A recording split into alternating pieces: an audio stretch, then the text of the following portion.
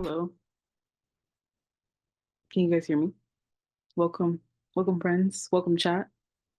Welcome to the Digital Respite. We hope you're having an amazing day.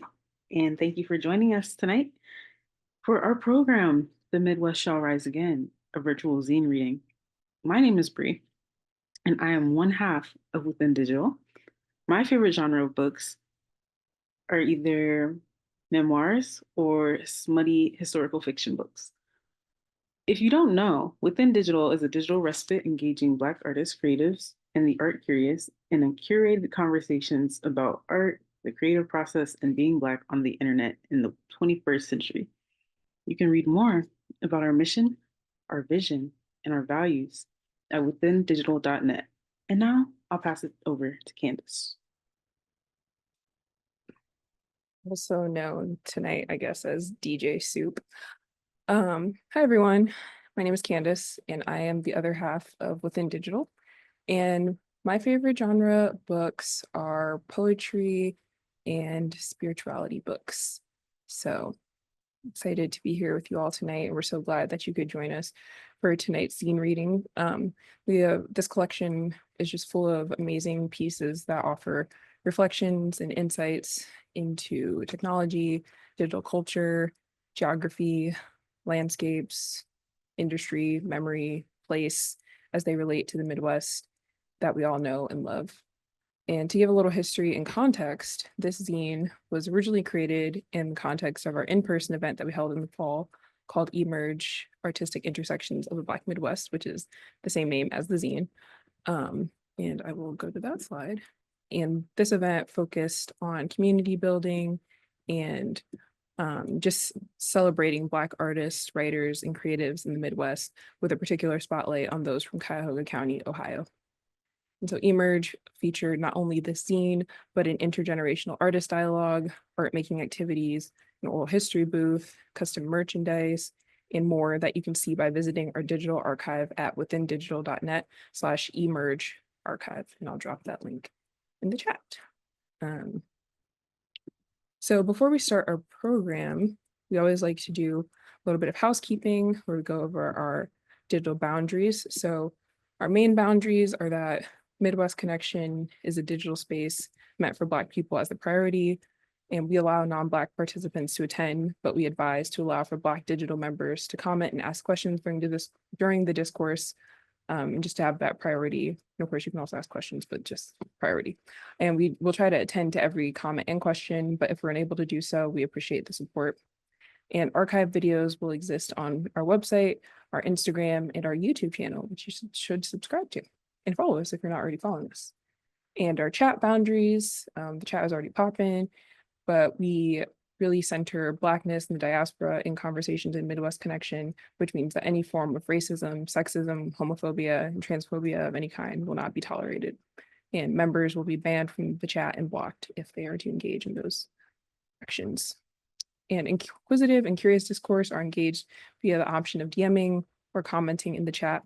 And if you prefer another method of communication, you can also email your question to wearewithindigital@gmail.com. And to support the chat, we will have various select emojis that you can tap on during the conversation. And today's emojis are the official Emerge emojis, the puzzle piece, the clock, and the laptop. Thank you, Candace. Following the reading, the writers and artists will be in dialogue with Candace and I, but we encourage you to reflect on the works and engage with us in the chat box during conversation. Additionally, there will be a time for a few questions after the reading, so please feel free to drop them into the chat or Q&A box at any point during the program. As you respond, reflect, and connect, we request that within this space, we share that you show kindness, compassion, and respect towards our panelists and your fellow attendees. Lastly, at the end of the program, we'll put in the chat a brief survey. Clock it. I hope you can take a moment to complete before signing off. So today we'll be hearing from Substance, Cortez Harris, Racy Archer, Courtney Morrow, Kim Reynolds, Jermaine Jackson Jr., Willow Watson, and of course, Candace and I.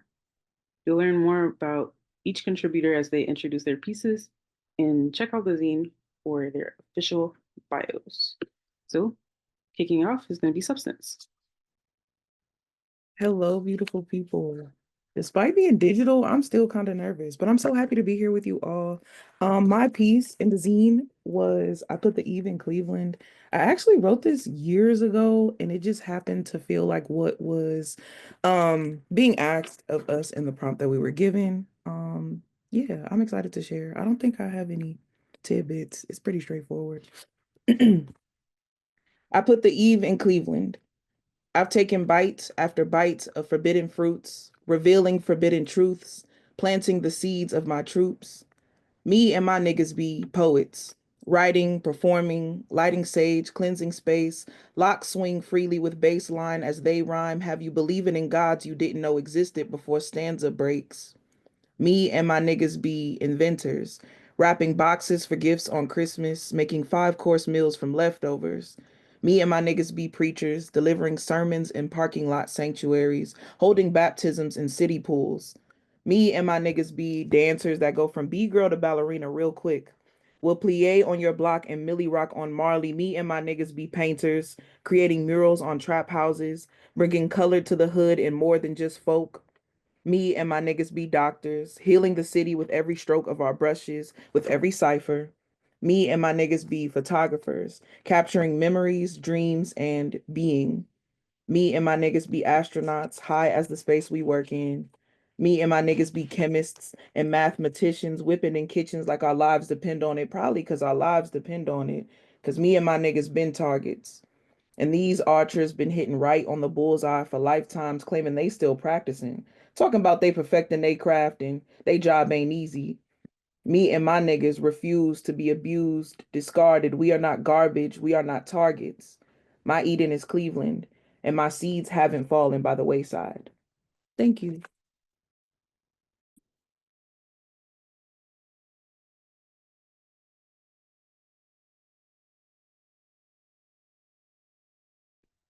Absolutely lovely. Show some love in the chat. I will be reading next. Reading this smut about Lake Erie, the love of my life.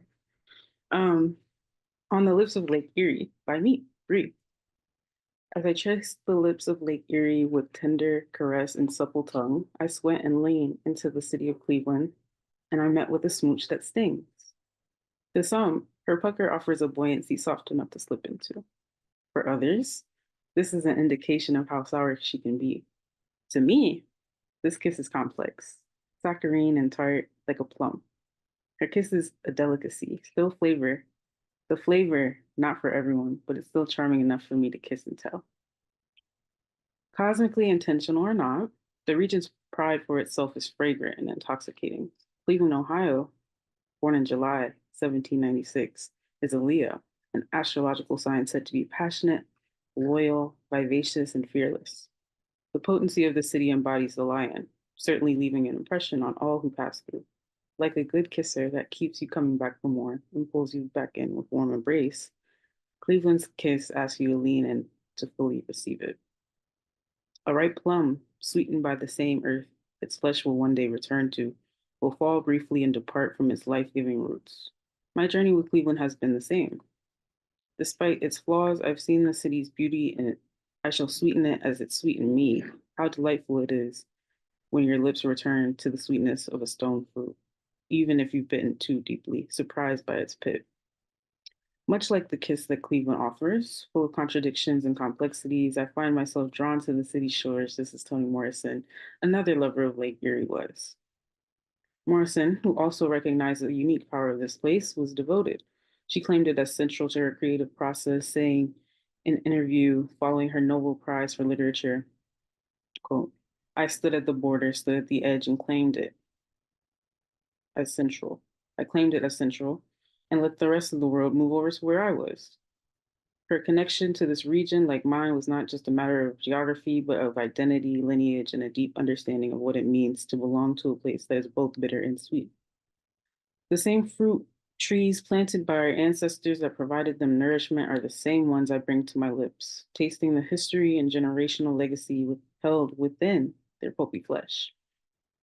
Sometimes I wonder if I'm pulled back home because of this kiss's familiarity.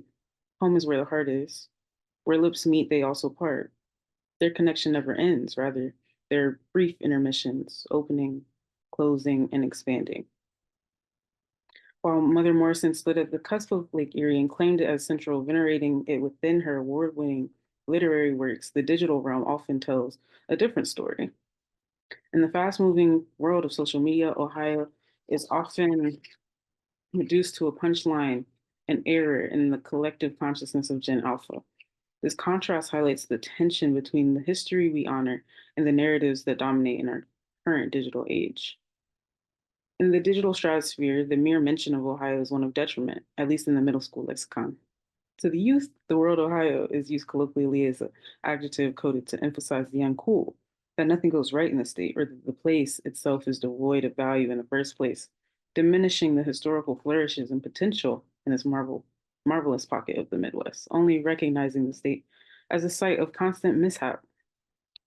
Between the Great Migration and today, events like the foundation of Caramel House in 1915, the Huff riots of 1966, Carl Stokes' 1967 election, and Tamir Rice's unjust murder in 2014, Cleveland situated Black community as resilient, beget from a complicated history reflecting wider patterns of migration, economic shifts, and racial tensions. It's imperative to know the history you emerge from. Just as Cleveland's Black community has navigated and reshaped the city's complex cultural landscape, Within Digital seeks to do so in the digital landscape. As I think of our function as a portal of Black Midwestern thought, I recall this quote from Glitch Feminism. Glitch is a correction to the machine, and where we take up arms to declare that an error does not exist in the code of living. Through our work, we echo Legacy Russell's assertion that a glitch, an error, is not a flaw, but a correction. We are here to correct the narrative, to reclaim Ohio, not as an error, but as a vibrant, vital part of the Midwest story. When we transform the sacred space from the digital into the physical, we corrode the misrepresentations of Ohio as an error. Russell continues. Errors, ever unpredictable, surface the unnameable point towards a wild unknown. To become an error is to surrender to becoming unknown, unrecognizable, unnamed. New names are created to describe errors, capturing them and pinning down their edges for examination. All this is done in an attempt to keep things up and running. This is the conceit of language, where people assume that if they can find a word to describe something, that this is the beginning of controlling it. As we work to recode these digital narratives, we embrace the idea that to emerge is to come forth and manifest oneself at any time unpredictable. The Midwest, often overlooked or misrepresented, is poised for a resurgence. I missed my spot. I can't read. Through Emerge, we recode the language of history despite their prior programming. Recently, I've been noting tirelessly in conversation, Instagram stories, and even in my dreams, the Midwest shall rise again. Our reemergence is inevitable, and it's a blessing to be one arm pulling up the region through the marriage of the historical to the technological. As we emerge from our keyboards and screens into the physical realm, I cannot help but ruminate on what this practice of bringing the Midwest to the people may coalesce. A kiss that lingers, asking us to lean in, to taste the sweet and the bitter, and recognize the kinetic possibility that lies within.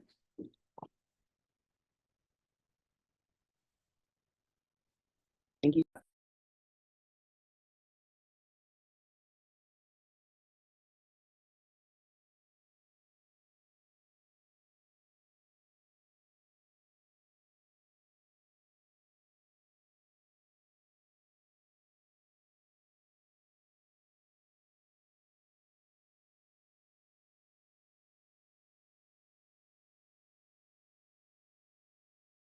Do I just jump in? All right. So, Bree, I love your work. Thank you for sharing that. Thank you for creating this literary platform for all of us to sort of have like a space and a safe space to share our work. So super excited that my book is featured in this amazing zine. So, all right, my poem is entitled Memory. Shouts out to the editors too, for real, because they okay. I am not ashamed. I love editors. They made this better version than what it was. They put me through it, but I loved it. So yeah, here we go. On a rock-strewn bank, I cast my gaze at Lake Erie. Gulls circle the argent air. A ship waves along the horizon. I wonder, what memory does the water hold? When my wife told me that blacks crossed the Erie in search of uncaged breaths, I imagined naked feet walking on water, rippling into whispers of the lake. Now, when I try to grasp the jasmine-colored sand from the shore, the past slips through the slant of my fingers. With my hands pressed against the earth, I dig underground. I wonder what oral history I will hold next. The crescent moon is surrounded by stars, shimmering over the spectral of history.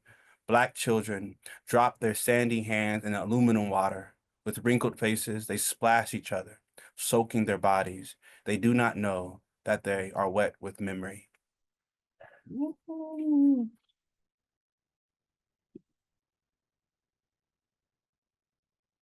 Thank you for the opportunity to share.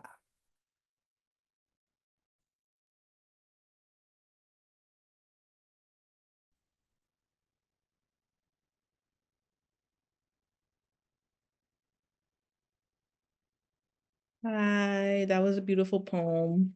So I don't have a poem to read. I have a piece of art to talk about, and my art is this is the I don't know what's happening with the camera. I don't know what's going on with the background, but okay.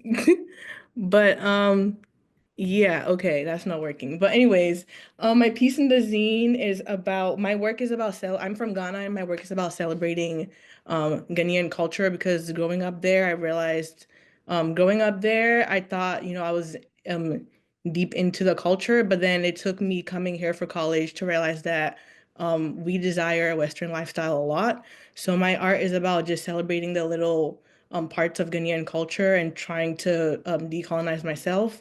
So this piece in the zine is part of a 24 series of little screen printed Polaroid sized prints that I made. And these are photos I sourced from Pinterest. They're supposed to be people from Ghana. I don't know if they actually are, but it's African, so it will do. But it's a 24-part piece just celebrating old souls from the past. The series is called Alluring Souls from the Past, and the piece I have is one singular piece from it because I'm just trying to celebrate me, myself, and my people. So that's what this piece is about. And yeah, it's called, the word under it is, the meaning of it is lady. That's, my name is a combination of lady and Sunday. So it's just, yeah, it's just me celebrating where I'm from and my culture and trying to decolonize myself.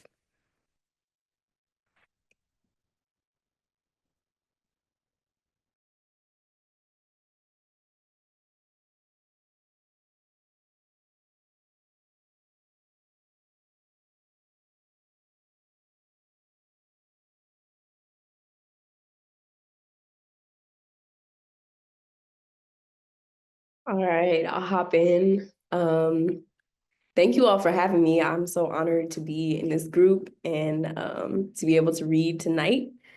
So my piece in this zine was called Revolutions for Geneva, which is my grandmother. And I have a little footnote about her, which I'll read first before I read the poem. So for 15 years, my grandmother worked at the Stouffer's plant on the production line, pulling food from freezers until her arthritis got too painful. She kept her house at 80 degrees and radiated warmth from her smile. I can no longer remember what she sounded like.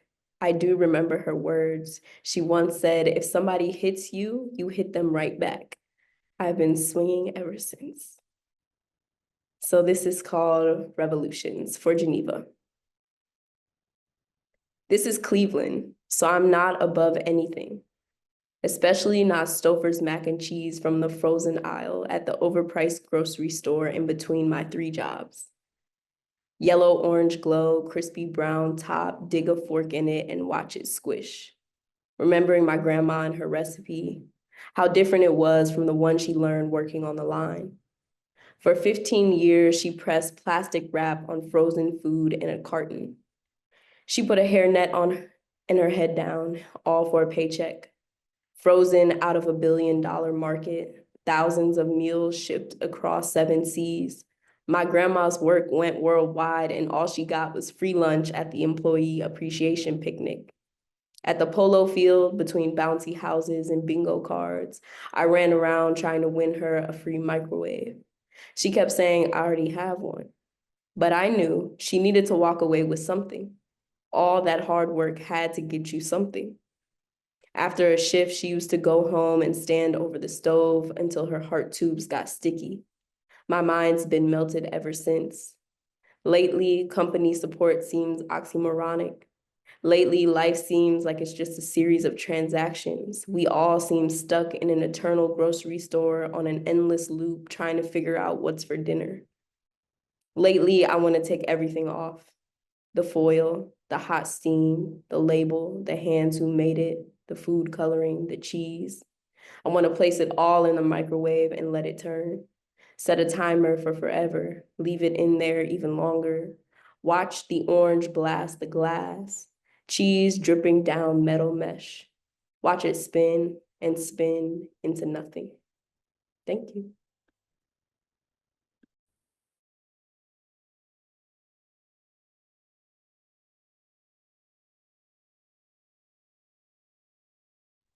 So beautiful.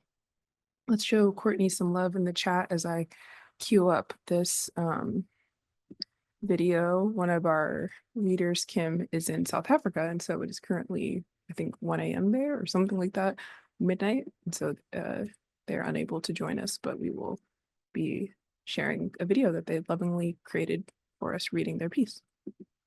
And yeah, shout out to grandmas. And thank you all for everyone who's read so far. It's been just beautiful to hear your words come alive. Hello, fellow Midwesterners, Ohioans, and those that wish to be. My name is Kim M. Reynolds, and I'm one of the contributors to Within Digital's first zine, Emerge, but hopefully one, but many more to come. I am from Cincinnati, Ohio, born and raised, but I've been also based in Cape Town, South Africa for the past 7 years. So while I can't be with you all this evening at the launch, it's a little late where I'm at. In lieu of that is my virtual contribution. And I'm really excited and honored to be a part of this collection. The work that I do, I work as a writer, as a teacher, and as a tech researcher, and a maker, I suppose.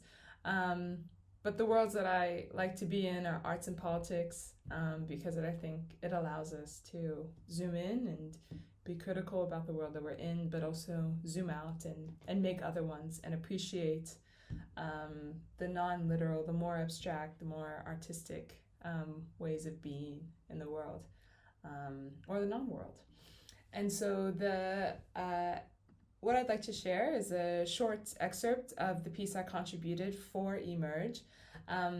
It's a piece that looks at the intersections of Blackness, of race, of technology, and of medicine. It's a piece that's reviewing and kind of commenting on and taking departure from a conversation between Dr. Dorothy Roberts and Dr. Ruha Benjamin. It was a conversation they had in July of 2020, which was 5 years ago, facilitated or kind of made possible by Haymarket Books.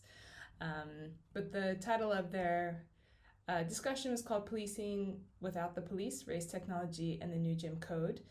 And so without further ado, I'll go ahead and read. First, a little part of the excerpt, and then the first part of the article, and then about midway through. So, imagination is a terrain of struggle in Ohio. There is something in the water in Ohio. While Ohio is the home and growth space for luminaries like Toni Morrison, Nikki Giovanni, though she claims Tennessee much more than Ohio, and the Last Poets, Ohio is also home to intensive grounds of racist imagination, perhaps being on the other side of an underground railroad, fueled and continues to fuel more intricate and attentive forms of violence. In July of 2020, Dr. Dorothy Roberts and Ruha Benjamin participated in Policing Without the Police, Race Technology in the New Jim Code, an online talk facilitated by Haymarket Books. The two scholar organizers unpacked contexts of oppression, surveillance, and control in technology and medicine, and drew attention to the fact that policing happens without the confines of the institution of the police. So going forward a little bit in the piece, kind of discussing how the manifestation of this of other living in other people's imagination. I go on to say 3 years after Dorothy's remarks in this conversation, Roe v. Wade, so now it's 4 years, goodness. Roe v. Wade was overturned in the United States, repealing many state protections and practices of varying kinds of healthcare options, including abortion. In the Midwest, this manifested as the criminalization of abortion, medically necessitated or otherwise. In late 2023, Columbus, Ohio saw its first iteration of this criminalization that was leveraged against a Black woman called Brittany Watts. Brittany Watts was charged with felony abuse of a corpse after her water prematurely broke at 21 weeks and 5 days into her pregnancy. She made multiple visits to her hospital with issues of intense bleeding and pain and ultimately miscarried at her home. Her charges were later dropped in the following year of early 2024, which drew national attention. Because the imagination of the state reaches far out to define singular means of health, Watts and multiple others who we may or may not know experience hostility, dismissal, and life-threatening ignorance from medical staff and the broader medical system. Further, Cradle Cincinnati, a network of research partners, noted in 2022 that the local rate of Black infant mortality in Hamilton, Ohio was 3 times that of white counterparts and 32% worse than the United States national Black average. So the piece goes on to kind of talk about the importance, and I know we often say it a lot, but the importance of imagination. This piece really draws upon, I think, what Dr. Ruha Benjamin says is this incantation where imagination is a terrain of struggle, whose imagination reigns. And so the piece, talks about the material violence of the imagination that we're in. I think that will continue to happen. And has always, been present in a white supremacist, patriarchal, dominated world, but also the importance of, understanding our harms so as to imagine worlds that don't have those things, to imagine worlds that are much more abundant and caring and less harmful. So I hope that our imaginations can continue to grow and we can nourish one another, no matter the national climate or the particular state circus. So thank you so much. Please have a wonderful rest of your launch. And thank you so much.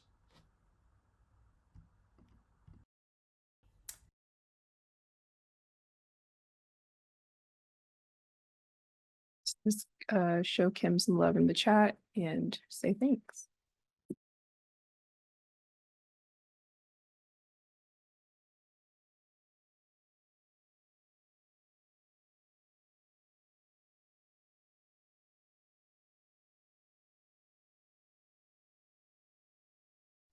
I think I'm looking at the list, it's me, correct? What's up, y'all? I'm a little under the weather, so I apologize if I'm like slurring my words, but I am Jermaine Jackson Jr. I am a visual artist from Chicago, Illinois, but I spent 5 years of my life in Ohio at Kent State with Candace and Bree. So that is like my connection to Ohio. The piece I submitted for the zine is called Invisible Man. It was made believe it or not, like after I entered the digital world, aka Zoom. So I ended up landing a job in the Bay in San Francisco, and I was just existing on the screen most of the time, and I was pretty much the first black person that a lot of my coworkers had a quote unquote relationship with. So it felt like a lot of responsibility, being black, especially the time period that I started working. Like I got the job maybe a few months before the George Floyd thing, and then noticing how um, they would like tiptoe and walk on eggshells like throughout my tenure there. It kind of made me feel invisible a little bit. It was like everybody was putting like a fake face on, and I was having to do the same because it felt like if I like went out of line a little bit and showed my true self, that it would be like a lot of backlash because you already know it's like a conception, not a conception, but like if you don't participate at work, they think that you hate them and everything like that. So Invisible Man was crafted with the rigidness. Do you need me? Oh yeah, for sure. It would help. Thanks. I'm zooming in myself. But yeah, it was just about feeling restrained, and no matter how or what I did, it was like I was the mascot of black people for my white coworkers. So I felt invisible because um I was literally just in a box. Like I barely met anybody in person. It was just strictly on Zoom. So I was just in a box, and that's how they knew me. And they would like try to ask hard questions, and it wasn't a good feeling. Um, but it ended up creating some. It ended up. I'm stuttering. It ended up with me creating some art to reflect my experiences at that job at the time. So in the piece, it's a lot of sorry, I don't know the piece it feels. Thank you. But like the lines and like how apparent everything was straight and it looks perfect from afar was pretty much how it felt existing. I felt like if I were to snap out of the usual, that it would be a problem and I would have to potentially worry about if I was gonna like make the next get my contract renewed.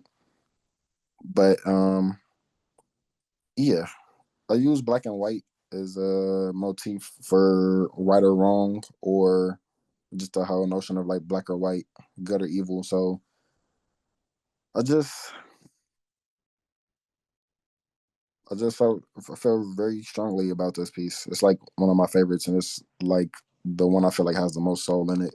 So um I remember I explained my work to them at work one day, and they were like, they never asked about it again because they didn't know that it was political. So it was a good time. Like they were like, "Oh, you should do a show and tell." And then once I did it, like they didn't even have any feedback. They just like just skipped it. So it's a real personal piece. And I think that's it. My bad, y'all. My brain a little mushy right now.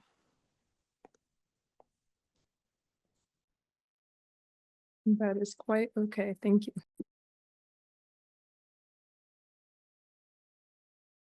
Probably on me. Hey y'all, it's Willow. I wrote my piece on possession.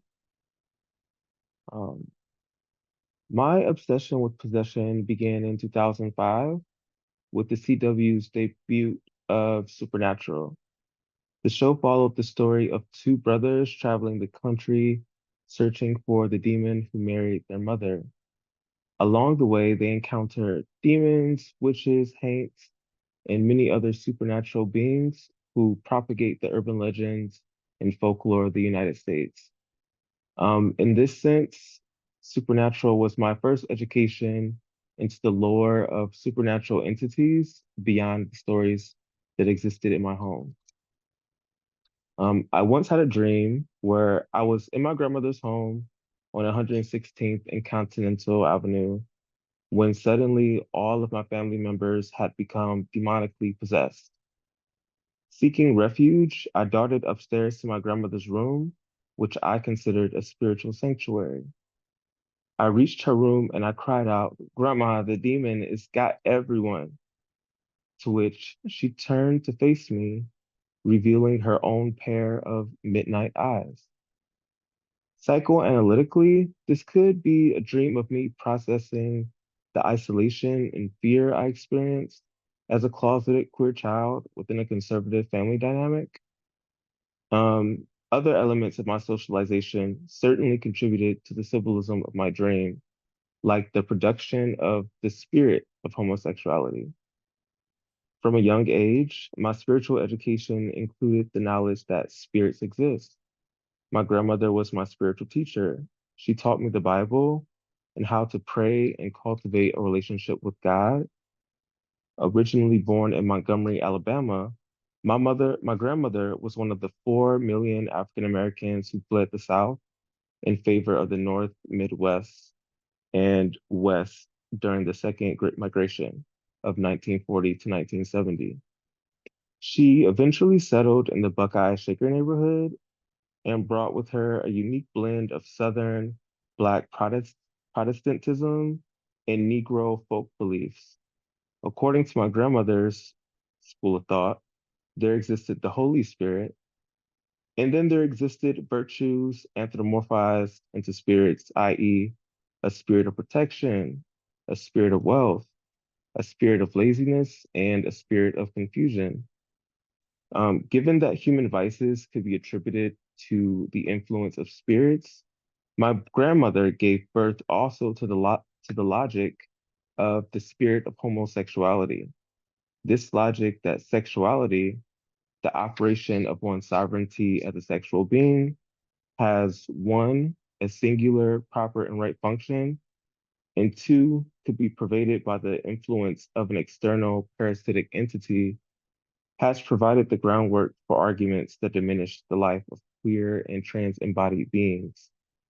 Um, One of the especially insidious beliefs popularized by this framework is that queer and trans embodiments are the result of sexual trauma and especially trauma occurred during childhood. I, at one point, was convinced that my sexuality, the way I expressed erotic love and devotion, was not of my own nature, but instead the afflictions of a possession. I was 18 when I announced to a room of my peers, college-aged evangelicals of diverse races, that I was possessed. No one really paused to stop or correct me.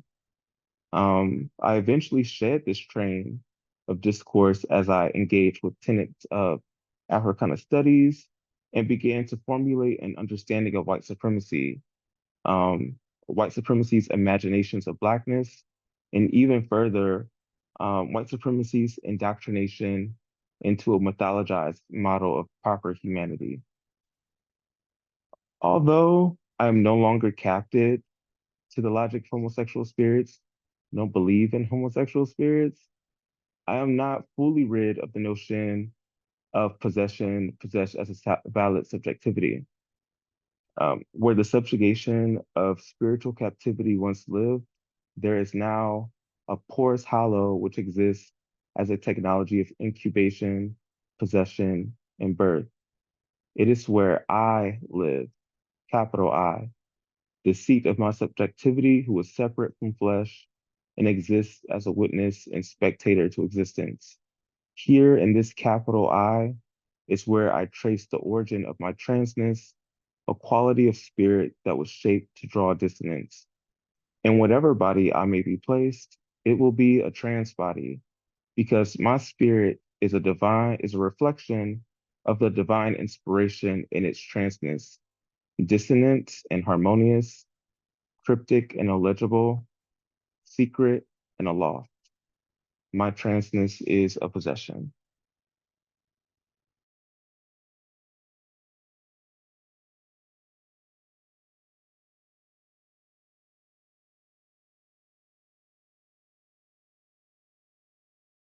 Wowie. Thank you so much, Willow.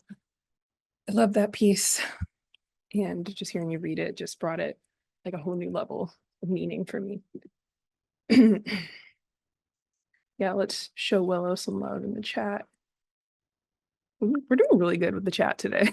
Like the chat is really hopping. If y'all don't know, like we started within as an Instagram live format, and in that format there was a lot of direct engagement with the chat that was really special, and yeah, just really made those conversations come alive. And so the chat is really, really important to us. So thank you all for engaging. So now it's my turn. My piece is a digital theory piece that explores the unique intersection between Black Ohioan identity and digital existence. And I was struck by, that common saying that's like, Ohio is everywhere and nowhere at once. And I see that as a paradox that mirrors how we experience the digital world. So this led me to examine how Black Ohioans' distinctive understanding of place and community might offer insights into the way that we shape and navigate digital spaces. And through both historical and contemporary examples, the piece really tracks those parallels between our communal networks of relation and the networks we create online, and also the networks that are just embedded in like the technological systems and processes that support the digital realm. And so all this is going to like reveal how our particular way of experiencing place as Black Ohioans influences our digital footprint and our contributions to internet culture. So my piece is called Who Can Be Born Digital? In a 1976 interview with Robert Septo of the Massachusetts Review, Ohio native and author Toni Morrison says, "I know that I never felt like an American or an Ohioan or even a Lorrainite. I never felt like a citizen, but I felt very strongly, a very strong sense of place, not in terms of the country or the state, but in terms of the details, the feeling, the mood of the community, of the town." She continues, "My relationship to things would be a little different from, say, my brothers or my fathers or my sons. I do very intimate things in place. I'm sort of rooted in it, being in a room looking out, or being in a world looking out, or living in a small, definite place." Black Ohioans have a particular way of looking out at the world and engaging with place. Our unique relationships to our environments are shaped by a psychological interiority we cultivate as a part of our living. Ohio is a place where yearning is paramount, where there is a wide breadth of physical and mental space to think, ponder, and consider. This is facilitated by the physical geographies of the land that many attribute to the Midwest: open fields, corn stalks, large bodies of water, each of which allows the mind to wander, but also in the gentle churn of our pace of living versus the incessant thump that can be found in places such as New York City or Los Angeles. As a result, many of us develop deep inner lives full of imagination and come to understand place through feeling. Place reveals itself as life interacts with our skin, breath, and souls, and ranges in its conceptualization based on an individual and the quality and condition of their relationship to such things. I go on to reference Priscilla Jane Thomas's poem, The Inner Realm, where she talks about a secret sphere each person possesses, and a place I define as the space where Black Ohioans find reprieve and filter the day's external noise into a private space to dream, recharge, and alchemize their experiences. And then further in the piece, I quote the book Distributed Blackness, African American Cybercultures by author Andre Brock, who states, "Black folks' natural internet affinity is as much about how they understand and employ digital artifacts and practices as it is about how Blackness is constituted within the material and virtual world of the internet itself." He continues, "Black folk use the internet as a space to extol the joys and pains of everyday life, the hair tutorials, the dance videos, the tweet storms, and more, using its capacity for multimedia expression and networked sociality to craft a digital practice that upends technocultural beliefs about how information, computers, and communication technologies should be used. So take, for example, Tanisha Godfrey, who on August 28th, 2022, filmed a now viral TikTok featuring the iconic phrase, "It's a chicken salad." The TikTok, filmed at the East 81st Deli on Superior Avenue in Cleveland, shows Tanisha standing at the deli counter behind a chicken salad with a fork in her hand. The video opens to her saying, "Y'all better come here and get one of these." The person behind the camera then asks, "What's that?" And she responds with a finger curled up to her mouth, stating, "It's a chicken salad." And the rest is history. As of October 2024, the video has racked up more than 28 million views and has transformed the phrase chicken salad in the internet lexicon forever. Due to the instant viral success, the owner of the deli went from selling an average of 40 chicken salads a day to more than 300 a day. And what we can glean from this is that it wasn't simply the chicken salad that made the video go viral. Rather, it was how Tanisha transformed the chicken salad with her pronunciation and the pose that accompanied it, captured in her own Ohioan way. As Black Ohioans, we are innovators and purveyors of communication and movement. We are well-versed in the art of mobility through the way we talk, dance, sing, write, and love. And through these technologies of meaning-making, we impact the modes and operations of communication on the internet. And finally, I close with this. To be a Black Ohioan is to contain the legacies that culminate us as data points in the algorithm of Ohio. But we are more than just an amalgamation of all who came before us and are still living through us. We are shapeshifters whose experiences within our Black Midwestern identities are marginal and central. Black Ohioans, through our unique relationship to place, bring a distinct perspective to the digital world. As online users engaging in the late 2020s evolution of the internet, traces of our digital existence are scattered from years of use across multiple email and social media accounts, different usernames, photos, comments, and likes, distributing our identities and conceptions of self alongside them. In this distribution, our Ohio encoded expressions, gestures, and insights are also spread across the internet landscape where we discourse, participate, and gather. Our legacy is one that makes us conducive and elusive, defined and undefined. We are, as they say, the heart of it all.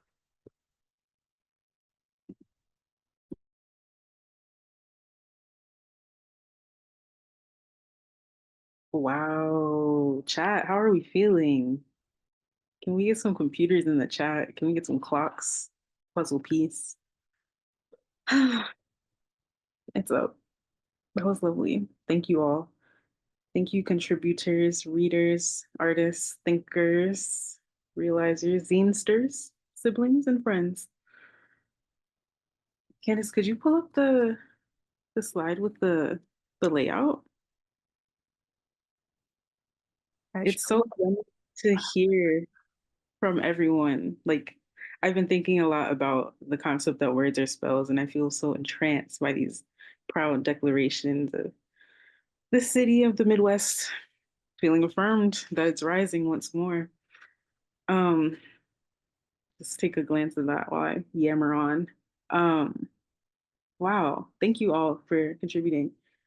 Super excited, feeling rejuvenated, just being in the space.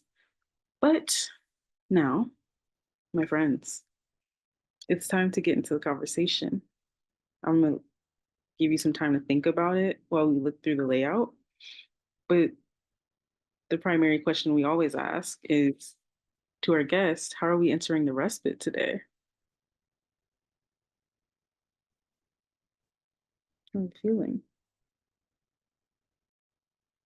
How are we feeling? I'm gonna throw it, should I pass it?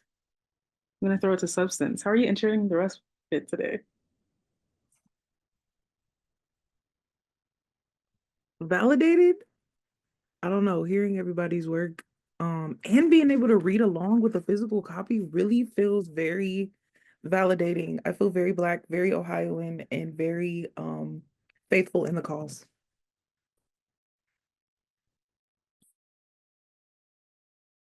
Oh, do I gotta pass it? Um, I'm passing it to Courtney. I feel like I'm not entering. I feel like I'm in it and I feel transported. I'm like, I know I'm in Ohio, but also this is something different. Something like, I don't know, there's an energy here that is just, I'm in it. Yeah, something's emerging.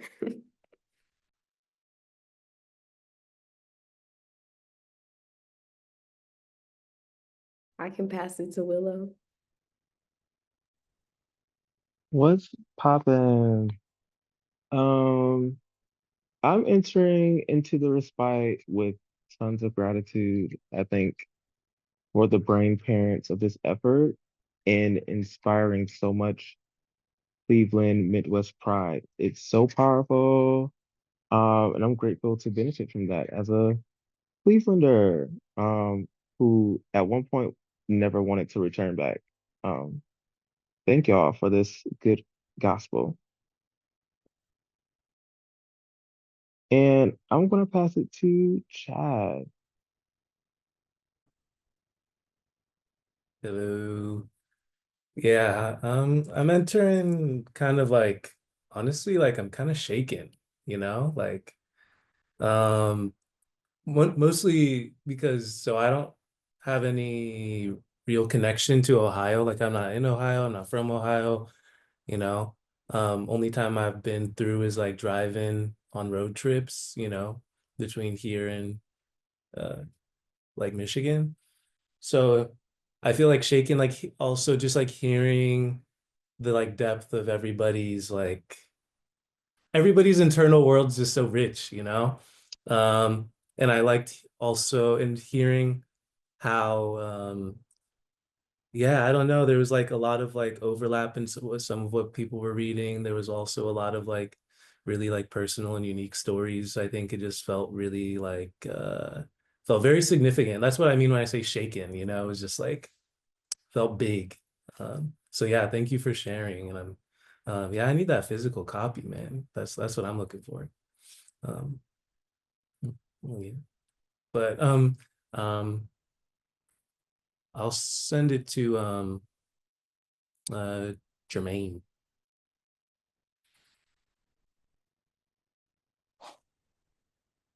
Uh, I'm feeling pretty like nostalgic. I haven't been in Ohio since I left for graduation, and like hearing everybody's pieces about Ohio made me realize how much of an impact it had on my personal growth, like especially with like my blackness. Like going to Ohio was the first time I wasn't around just black people all the time. But it's like I feel like going and spending those 5 years that really made me like experience the real world, if that made sense. So like hearing everybody's pieces, poems, yeah, it's like a feel like a homecoming a little bit. I gotta pass it to somebody. Um,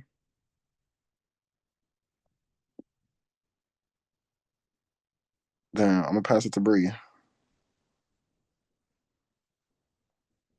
Hmm.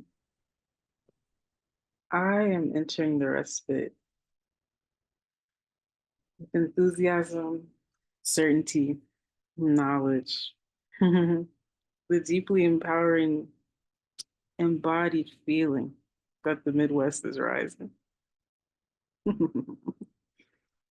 The giggle was sinister. I will end there. I will pass it to Candace. Thank you. I'm entering, and as Courtney said, I'm in the respite, and so I feel very just connected. Like I feel like, the respite is all about this space where we can come together, away from everything else that's going on in the world and spend time, you know, talking about these themes and hearing writing and art. And so I think that always really makes me feel connected to myself, connected to my community, which is you all, and excited to get into conversation with our contributors. So thank you for answering, and everyone else feel free to answer how you're entering or how you feel after hearing the readings in the chat. So to our panelists / contributors, we'd love to know, how does your relationship to the Midwest impact your writing and your artwork? And anyone can feel free to answer.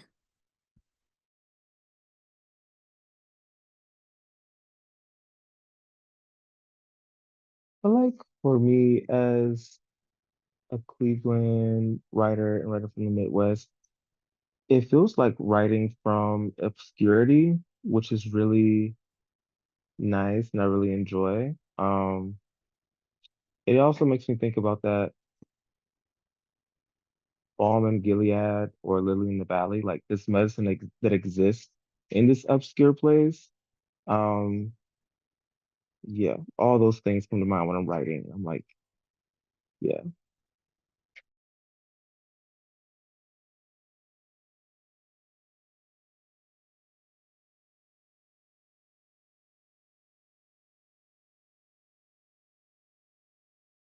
Could I invite Substance to go next? I felt that actually. I spend a lot of time at water, near water, with my feet in water, staring at water, pulling up to the water, sitting and looking at water. And I don't think that I would have that same experience had it not been for being in Cleveland, being in Ohio, and experiencing so many different bodies of water in one place. Good old creek, big old lake, pond here and there, whatever you need, it's there. I feel like water is like just heavily involved in my creative process.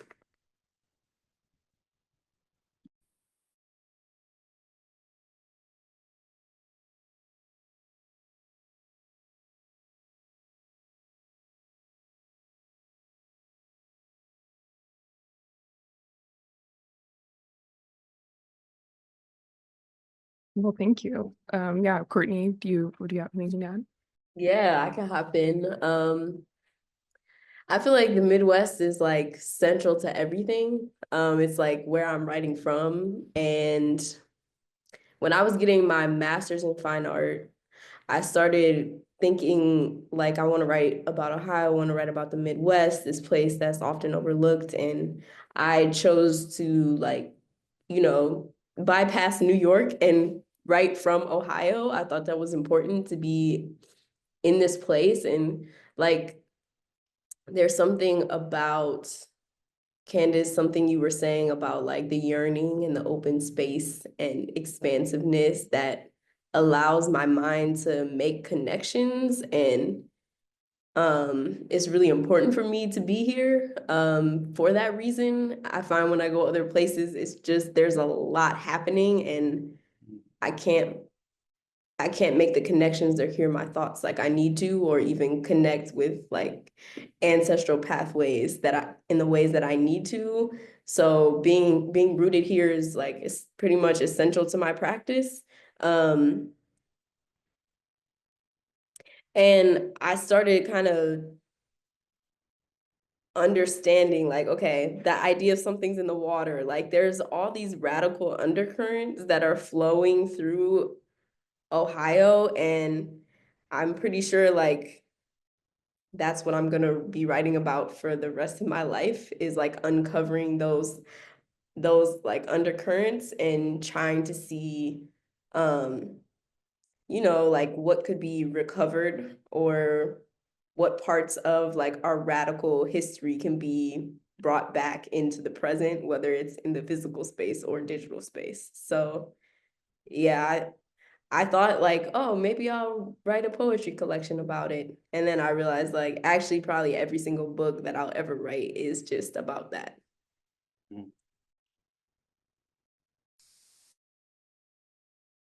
The source material is never ending, honestly. There is so much that we, as we've seen in each of our pieces, there's so many different ways to enter into the work. And so, yeah, I really appreciate that, because yeah, it's a through line. And whether we know it or not, it's going to like whether we consciously, I guess, choose to accept it or not, it's a part of our writing, our artwork, our process. So would love to hear more from our other panelists.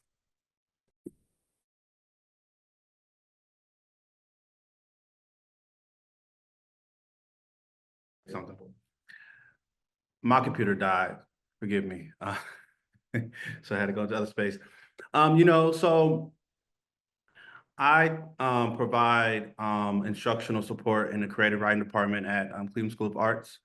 And I love that I kind of get a sight of like young future writers budding, right? Like I don't know, but like I get to experience the whole landscape, in bloom, unfolding, like all these young writers in Cleveland, right? That may not have like the visibility that like I have or that we have, but like I know like there's so much possibility that's in the works because I see how much they're working. I see how much they sort of care about language, how much they feel like they belong in language. So I'm just, and it's cool because, like I'm from Springfield, Ohio, matriculated to Columbus, came to Cleveland. And sort of I feel like Cleveland is like sort of my trajectory. That's when I feel like I really think Cleveland is in some sense is like the beginning of my literary, like, or my author career. And that's because I feel like it's like a microcosm for like so many different connections. But it's cool because I think about like my success, and I joke about this a lot when I read people's books and I see all these like author notes and acknowledgement. I'm like, I feel like Cleveland is like an author's note. Like there's so many people who are celebrating each other. And I think, our best self sort of comes through the agency of others. So I think about how my life sort of unfolded with community. And now I get to sort of like tell, like, for example, like John Carroll reached out to me and it was like, yo, Cortez would love to have you perform for the Black History program. I'm like, I have some students that would love to do that. Right. So now they're going to go to a university and perform. Right. And it's just like giving them that visibility. And I can kind of like, let the world, let Cleveland know like these writers are on their way. They're emerging. We will have stories in the future because they're right here. Emerge. There's one of them. Because I remember when you were with 12, rocking with 12, and I see you now, like you out here and you writing for real. So that's my point is like, when I met you, you was early on in your writing, and now look at you now, right? And people love you. I love you. We all love you. So this is great. I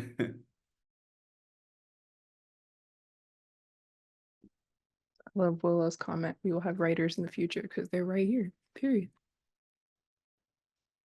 Simple.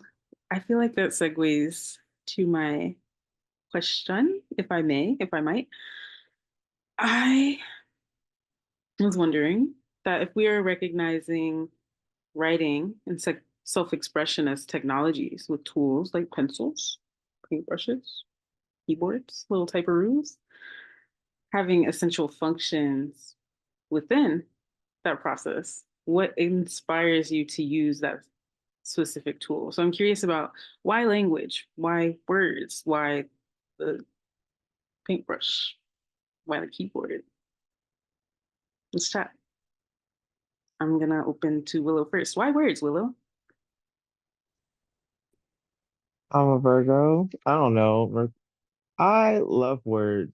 And I think, again, like a lot of my life influence in the way I interact with my world is through a spiritualist or supernaturalism that is very mundane.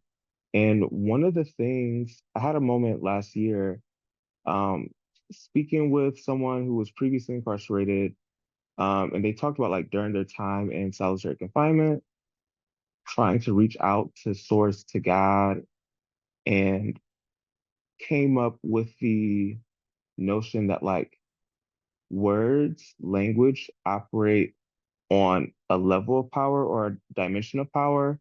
And within films that display exorcisms, the way that people compel the supernatural entity is by knowing its name.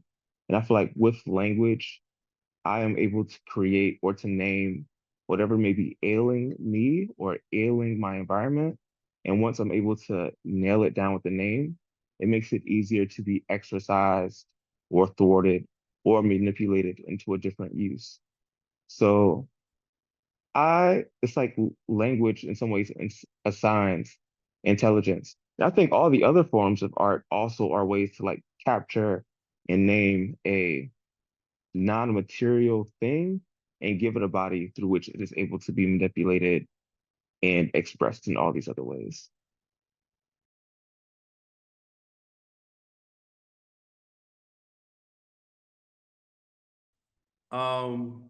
What's up, Willow? I still remember your writing from the Baldwin event. Loved it. I think, and I was actually thinking about this today. So I think words are like, think of it as a form of like, I don't know, like a repository, like where thoughts are stored, where our past is stored, right? Like I was reading, there's this picture, it's a collection from Hilton Atlas about Baldwin and sort of Baldwin's community. I got it picked up in Philly just last week, and I'm reading these letters, and there's letters written to Baldwin's former teacher when he went to PS 24 in elementary school, and her name was Bill Miller, and she was a person, she was a white woman, but she was an activist. She's the one that loaned Baldwin books. She took him to plays, to theaters, and they're corresponding through these letters. And they're both long gone. They're no longer here, right? But in reading their letters, I was able to clarify something about my own life, or through their past, So I really think language is a form to clarify our thoughts, clarify why we're here. And yeah, and again, it's like I said, it's like where our past is stored. And I was just telling some students, I was like, when you read, like I'm reading Baldwin a lot because I'm constantly in research mode. It's like he's still here, So I feel like we don't die because of language, right? And that's something I've been thinking about a lot. Like I will be here forever,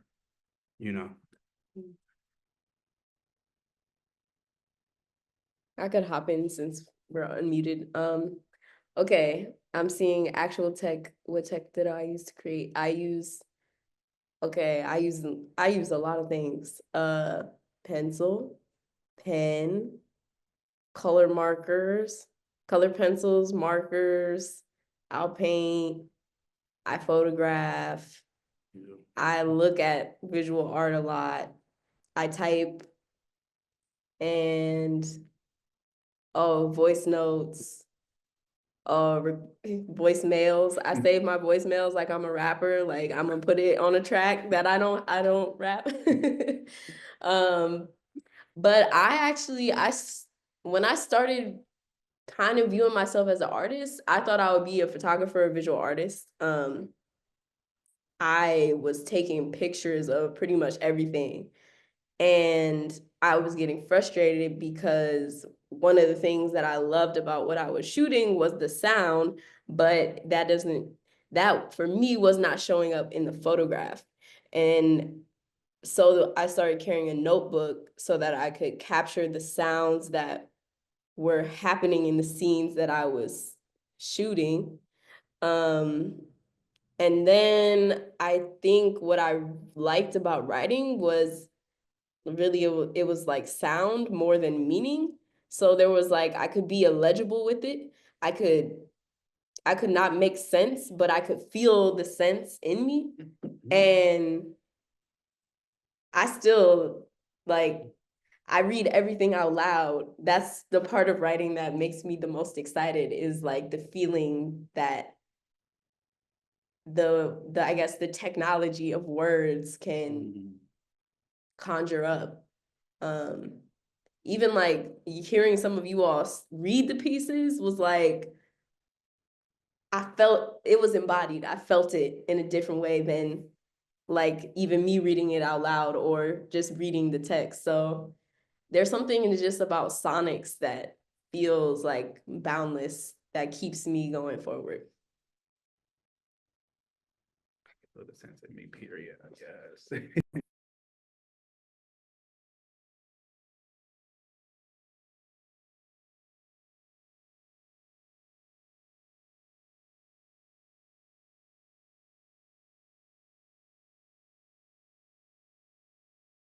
Okay. Thank you. I love that. Yeah, I love thinking and like hearing about people's processes and how they choose what tools to use to shape their work and how that is connected to um, giggling and smirking um, is just connected to these like traditions, like the oral history and just the ways that we connect through language, through the written word, through the orally expressed word, and a language that comes through symbols, and just the ways that code is its own language. And so everything has a language and a structure, and the way that we express it is mediated by the tools that we use. And there's just something just so beautiful about that. And so my next question is like, this zine.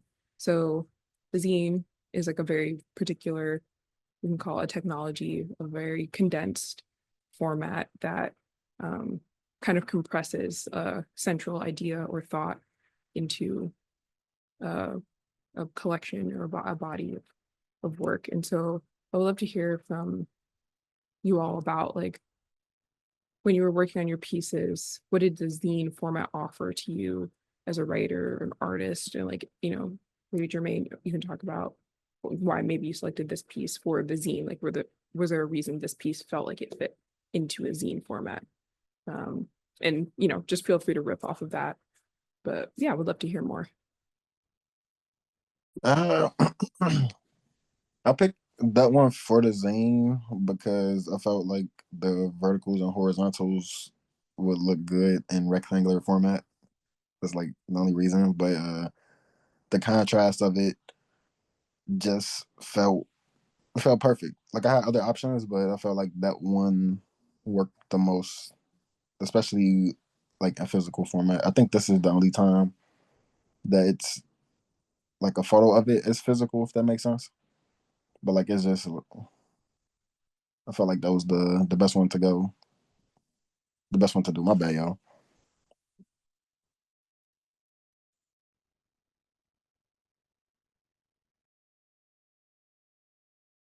I'm curious, I guess, as a follow-up for anyone to answer, the transfer between like the physical, like written, like the physical piece, and like seeing it digitally, if there's anything that you think about in when you see it like online versus printed, or when you, like we were talking about, when you write it versus when you speak it, or like hearing it spoken, like just any of that too, I think is interesting to get into.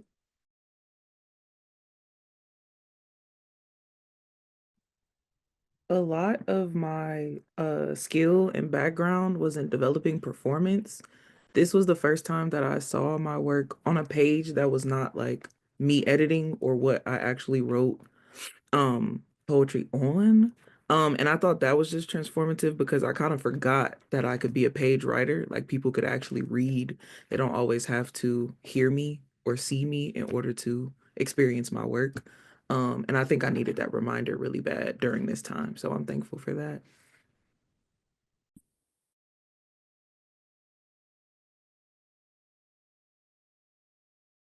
For me, the zine felt like a very intimate audience, and like it was located within more of like a intimate family group. Um, and so when creating the piece, it took off a lot of the pressure to like annotate and to include research and like really harp on proving a point.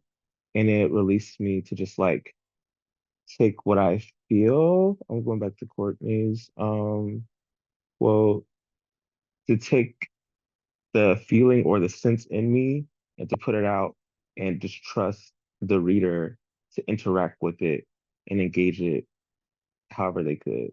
So I didn't have a proof of point, and I love that about the zine format.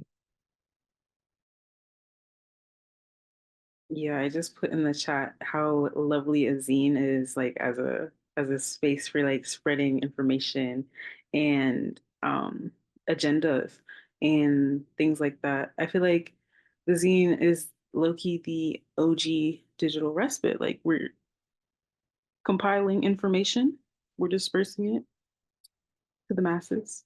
It's a good time.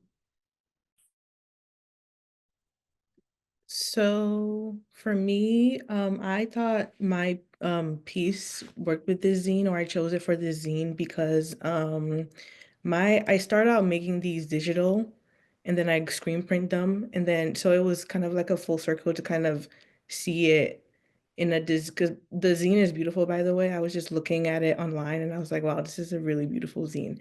But it's just I don't know, there's something about the way this zine in particular is curated that I don't know makes it just beautiful.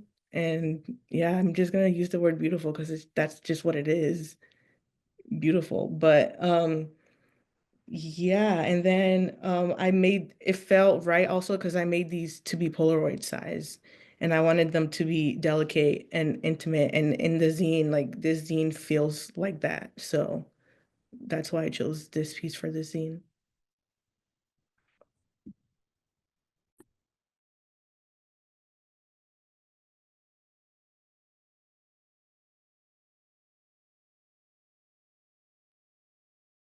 Cool. I don't know, Cortez or Courtney, did you want to add anything? Since you both wrote poems. You know, it's cool. It's always cool to see, your work in print. I love the zine. It looked digital, although it's like a physical book. It felt archival. I love that I'm in company with a mixed work of art. I think that's really cool. I've been so like tethered in like this whole, major publishing space. So to have something local made here, in print and beautiful, it's kind of like, it keeps me grounded. And every piece, every selection was sort of, I feel like it was selectively curated because it's beautiful. I mean, I was literally going through it, and I love even the photos that y'all selected. It's almost like y'all didn't invite me in to and ask what photo to sort of pair with the poem, but it was a right photo, and it was just something I was very proud of. I love mulling over everyone's work. And I think it's something certainly to be, to celebrate. Anytime your work is in print, I mean, again, that's timeless, right? That's a repository. And that's kind of what I was alluding to earlier. It's like, yeah, print is sort of forever. The only thing I'll add is I feel like the zine is kind of like a marker of who was there at that time in the know then. Like there's something, not saying that it can't reach like wider audiences, but there's something like, maybe to Willow's word, like intimate. Like there's something almost like the undercommons. Like we're not inviting you, but if you find it and stumble into it, you're in it. Like it's a little bit of, I don't want to say disruption. I'm trying to find the right word. It's divergent from like shouting from the rooftops. It's more like underground. Did you hear? So I love that. I love that. I think we need more of that. Yeah, I definitely think zines are having a kind of resurgence as we look for ways to communicate and inform outside of, these tech platforms that are mining our data, our information. And so we're looking for ways to subvert that and communicate with each other in encoded ways that are relevant to who we're trying to speak to. And so I think all of this work, is doing that work of encoding and then thinking about the zines, zines like as a culture and as a history of like the distribution that Brie was talking about and the capsule, like the archiving within, like we're talking about the intimacy of a zine. It's an amazing time to be alive. So I will pass that on to Brie. It's amazing. It's amazing. My question is more focused on the computer, the World Wide Web. I'm wondering In what ways have your digital lineages, which could range from early internet forums, chat rooms, Disney.com, contemporary AI systems, um, or technologies like computing devices, social media platforms, surveillance systems, and web technology shape both your relationship with technology and your creative practices?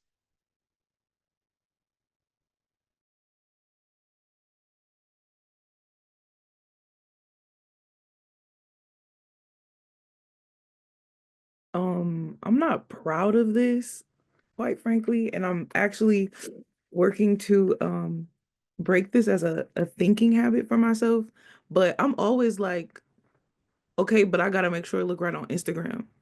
I gotta make sure that the size is gonna fit in my story post or on my regular post.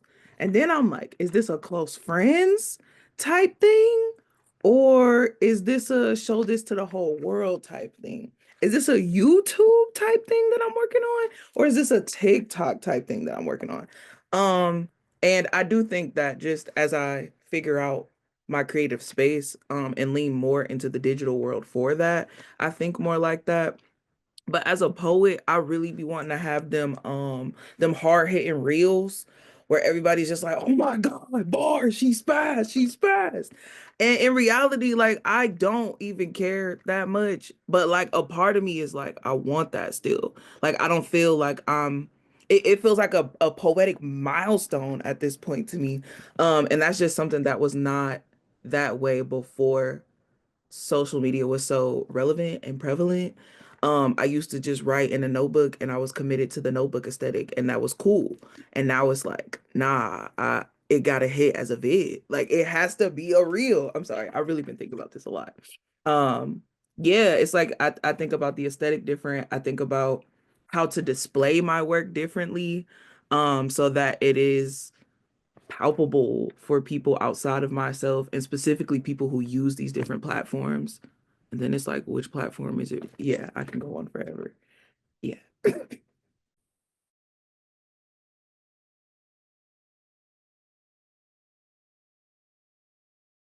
I think my digital lineages emerged from like really 2007, 2008. So that's like seventh grade, eighth grade for me. And it was like the rise of Dat Piff, which is no longer around, the mixtape cloud Dat Piff. Um, and also really oddly how accessible, like I fell into a lot of gore content. And I feel like it began with the infamous Two Girls, One Cup, like when that was like readily available to just search and find. And then all the other links that were attached to that just led me to dark spaces in the internet, as an unsupervised young person. Um, internet was also really great for like queer dating and matchmaking and all that stuff. But now as an adult, I really struggle with like creating an authentic digital form in the digital spaces. Like I would love to be able to like create an extension of myself in like Twitter platforms or Instagram platforms for like reflection and all those things. But right now I haven't really found a digital home that feels like an where I can truly be myself necessarily. It all feels like an authentic and performancy sometimes. Um, yeah.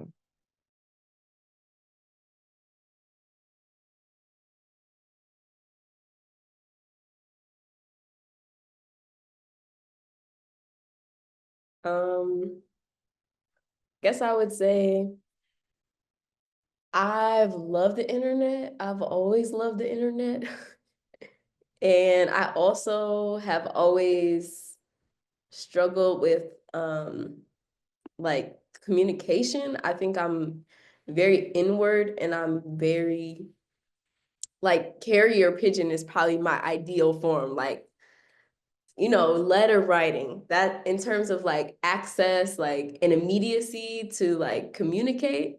Um, I I often struggle with just like the pace of communication in the world, and I feel behind. I feel like as an artist, there's moments where I wonder, like, is it more important for my art to be solid or if I can respond quick enough? And yeah, just feeling like on this hamster wheel and feeling like everyone wants to communicate all at once and trying to figure out how to navigate boundaries around that. Whether it's like people sending videos and sending links and have you read this article? Did you see this news?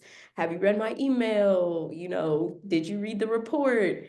And I guess maybe growing up, I felt like the internet was my place to like escape down into. Like maybe I chatted here or there on like instant message, but it was more like, yeah, just sink into the depths of the internet. What will you find? Like new music and, you know, fashion that you're not gonna buy, but you want to know. And like I still find my favorite moments with technology now are still the same. Like it's when I can just, you know, look at my grandma's house on Google Maps and see every iteration from even before. Like I love, like, let me go anywhere and I can just research and go through archives and find interesting people and places and moments. But I don't always want to share that, and I don't always want to hear people's insights like right away. It's just like ah. So those are some top of my mind thoughts.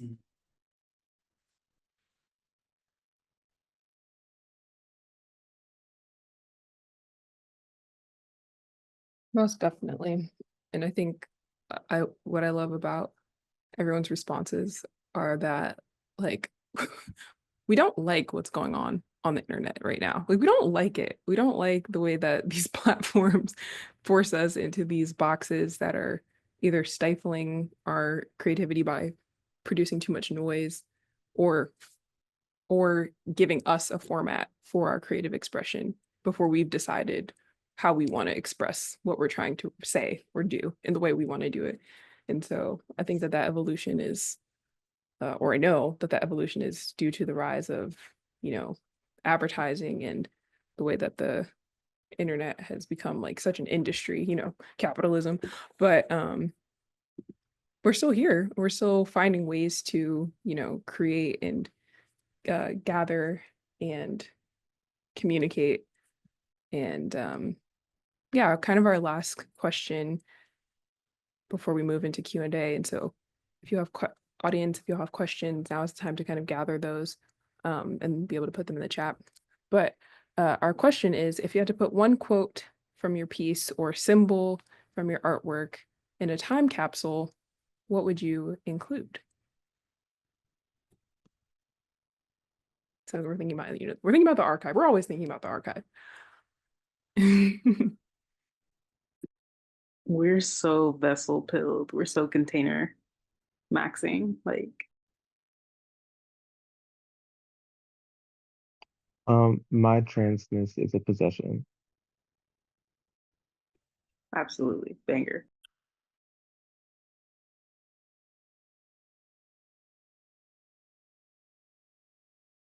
Candace, are you sharing yours?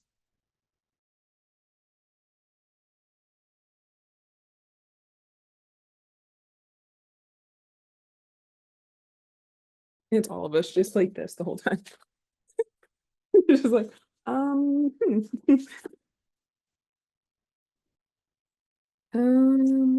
think mine would be to be a Black Ohioan is to contain the legacies that come. No, maybe I wouldn't do that one. Actually, no. Okay, come back to me.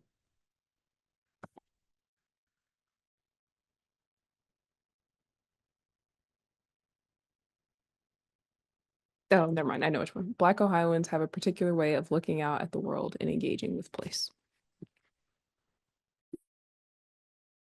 Club classic. Club classic.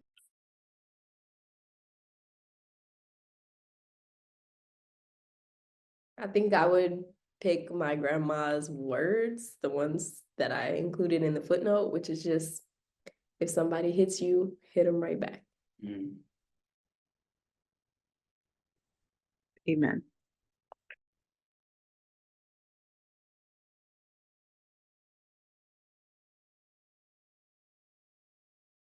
I feel like my obvious one is the Midwest shall rise again. Simply put.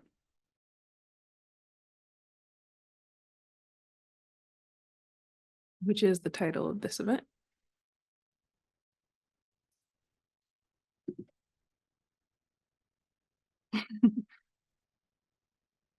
Oh, I'm sorry. I just saw your comment. My Eden is Cleveland, and my seeds haven't fallen by the wayside. Because they haven't. We is growing.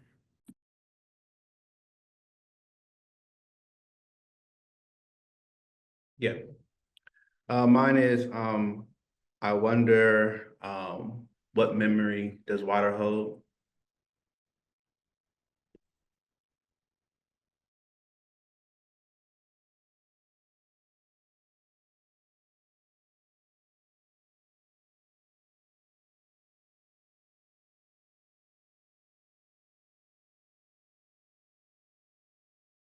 Anyone else?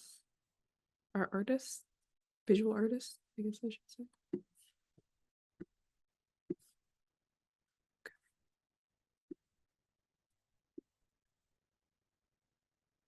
Well, now I think we're good to move into Q&A. So we have about, I would say 10 minutes for audience Q&A. And just feel free to drop your questions in the chat.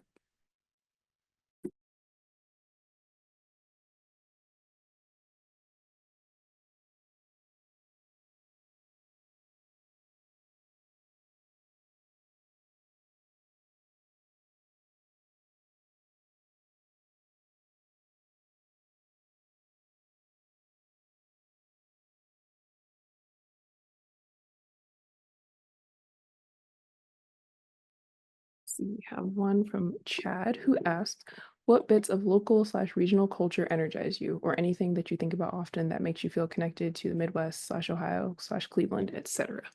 It's a great question.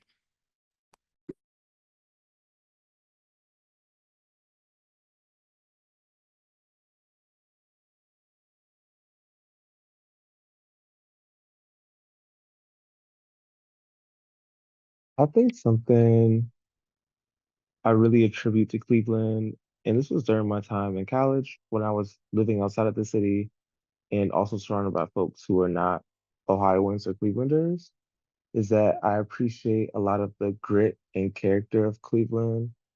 I feel like it makes really impeccable people and impeccable stories um, that I'm super proud of.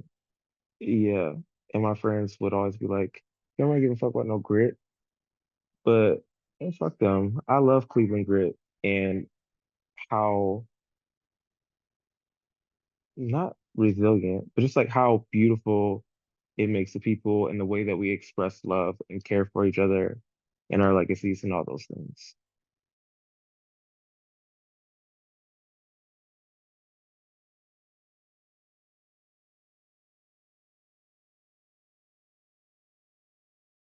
Yeah, I think that's something that has continued to come across in our conversation. I don't know why Bree just made that face.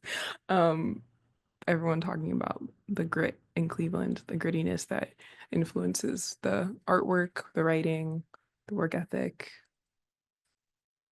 I think, yeah, anyone else want to answer that one? Any like regional hotspots, local cultural artifacts or organizations or projects that really inspire or influence you?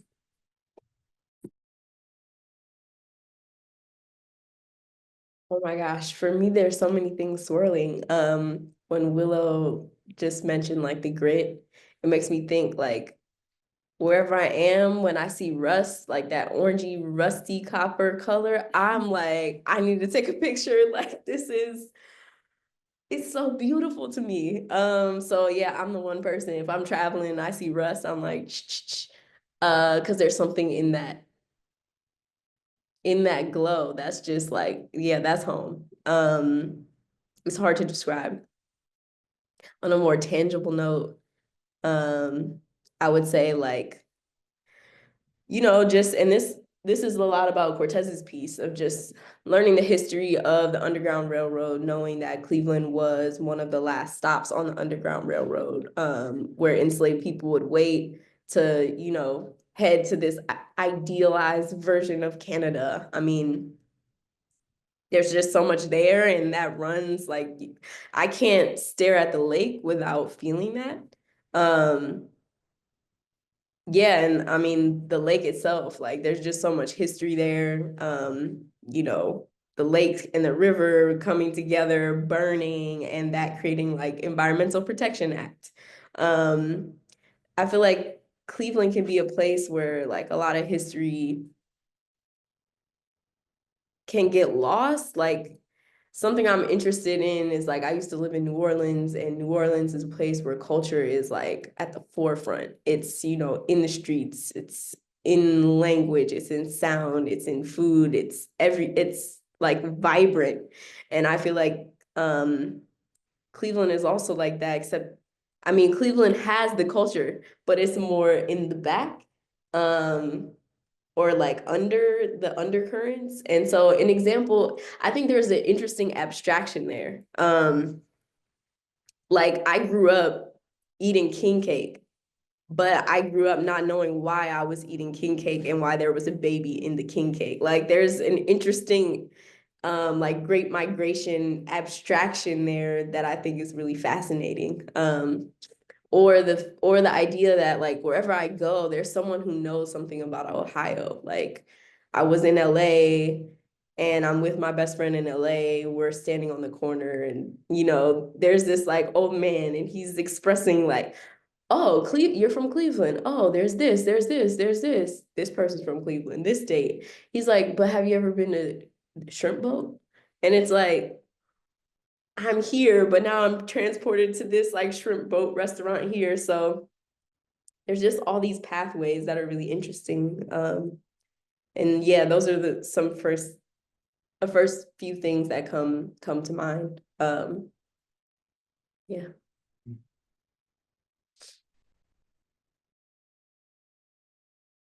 Yeah, that's great. We have another question from Riva. It says, favorite regional pronunciation of words/phrases you think are specifically Midwestern?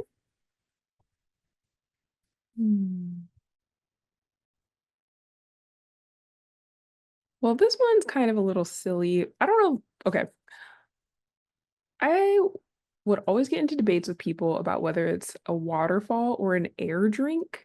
And I grew up calling it an air drink. I didn't grow up calling it a waterfall. And so I don't know if that's just like Cleveland specific or what's going on there, but I would love to hear from anyone else who grew up in Cuyahoga County or just in Ohio. Is it an Ohio thing? I don't know. Air drink is Cleveland coded because I had never heard it until I went to Cleveland. Yeah, I've never heard that, but I love it. So poetic. I've heard air drink, but it's like way in my memories, like being like 10, 7, 8, 9 with cousins. Can I get an air drink? But This is like a migratory thing because my dad is from North Carolina, so I don't know if I heard it from him and then like that's where it came from. I don't know. I know some native Clevelanders that are like, waterfall when I say waterfall. So I think air drink is Cleveland specific. The air drink is so elemental though. That's powerful. Air drink, yes.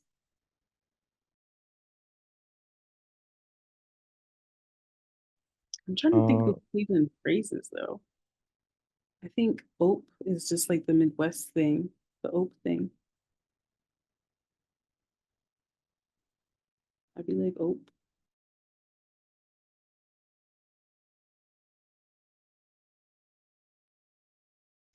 a friend pointed out, a friend from Lebanon, that like we sing the end of our words or like we elongate our words singing wise. So that could be an aspect of like the Cleveland dialect. Um, yeah. And not a regional like phrase or anything. But when I was younger, I did hear that the first Black amount was Freaked in Cleveland. And that is like in my like little trophy book. I think that's really impressive and dope. I believe that I will be spreading that.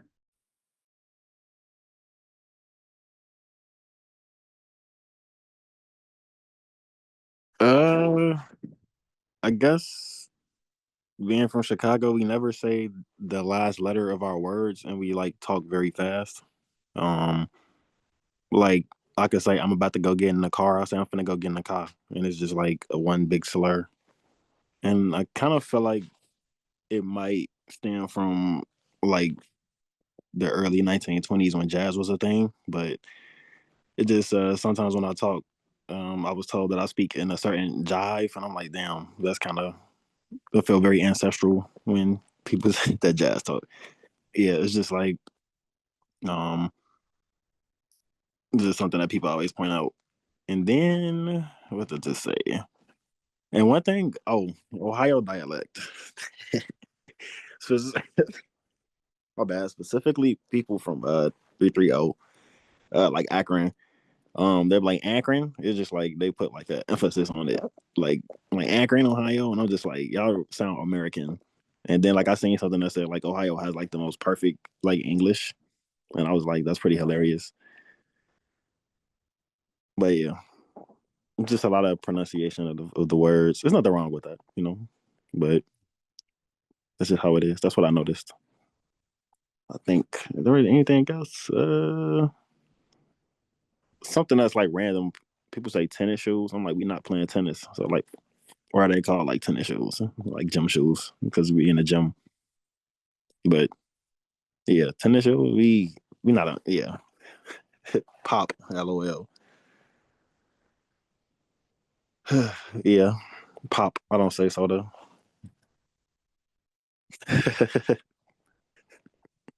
Yeah.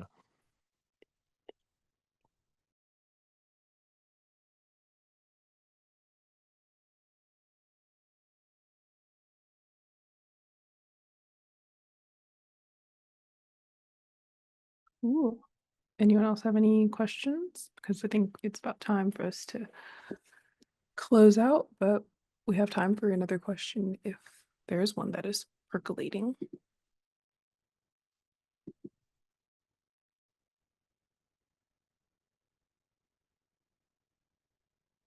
Okay, cool.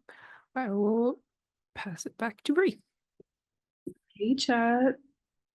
Hey, guys. Thanks for viewing. Thanks for entering the respite. Now it's time to do some plugging. If you would like to read the zine. Oh, wait. This screen is actually very helpful because I can just read off the screen. If you want to connect with us, you can check out our website withindigital.net. If you would like to get on our Instagram, maybe see some reels we've made. We've made reels. You can check at within.digital_. If you would like to watch any of our chats in full, go to our YouTube, youtube.com/ at within.digital/ Spotify. Here's some tunes. Here are playlists that we've made. Search within.digital with the parentheses. Don't forget that. It's very important. You can subscribe to our Substack withindigital.substack.com. And if you'd like to make any donations, don't make any requests, please. You can check us out. Send something to $ within digital on Cash App. We are grateful for your participation. All of our chats are archived on our website within.digital.net / emerge archive. Also, we have a survey. I have to pull up the survey.